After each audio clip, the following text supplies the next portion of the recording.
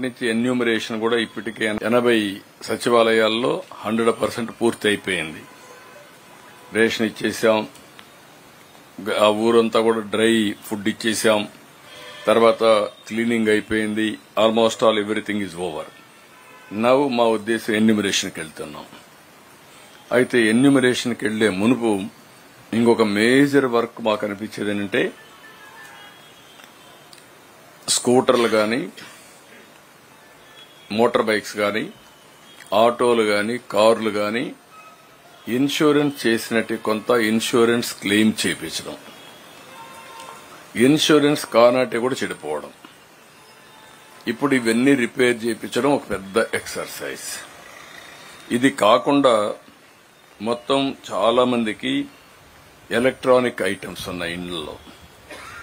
Electronic items ఒక television, ఒక refrigerator, ఒక washing machine, air conditioner, laptop, desktop, microwave oven, mixie, grinder, cooker, gas stove, water purifier, చిన్ని, ఇలాంటి చాలా ఉన్నాయి. ఇవన్నీ కూడా రిపేర్లు చేయించాలి. ఏజెన్సీస్ ఏవైతే ఉన్నాయో ఇవన్నీ ఎలక్ట్రానిక్స్ అన్ని ఆ కన్సర్న్ మ్యానుఫ్యాక్చరర్ చేయగలుగుతాడు. వాళ్ళ ప్రిస్క్రైబ్డ్ మెయింటెనెన్స్ ఇంజనీర్లే ఉంటారు, ఆ వర్కర్స్ ఉంటారు. వాళ్ళందరితో మాట్లాడుతున్నాం. ఇక్కడ కూడా క్లియర్ గా చెప్తున్నా, మళ్లీ విజయవాడలో ఇలాంటి వరదలు పునరావృతం కాకుండా గట్టిగా చర్యలు తీసుకుంటాం. బుడమేరు ఆపరేషన్ స్టార్ట్ అవుతుంది. దాన్ని ఏ విధంగా చేయాలనో చేసి భవిష్యత్తులో ఏమాత్రం ఇబ్బంది లేకుండా చేస్తాం. క్వశ్చనే లేదు. ఇంకా ఇది మంచి పద్ధతి కాదు.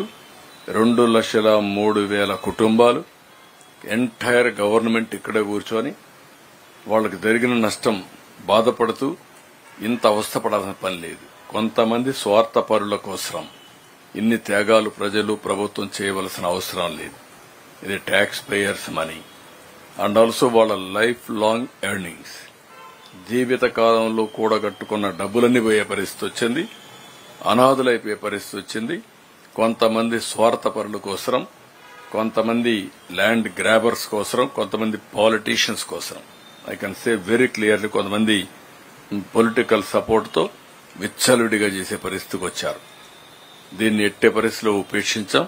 చాలా ఫర్మ్ గా ఉంటాం. పటిష్టమైన చట్టం ఉంటుంది. చాలా క్లియర్ గా ఉంటాం. అన్నింటికంటే ప్రజల safety is very very important. ప్రజల సేఫ్టీ ముందర ఏది ముఖ్యం కాదు ఈ ప్రభుత్వానికి.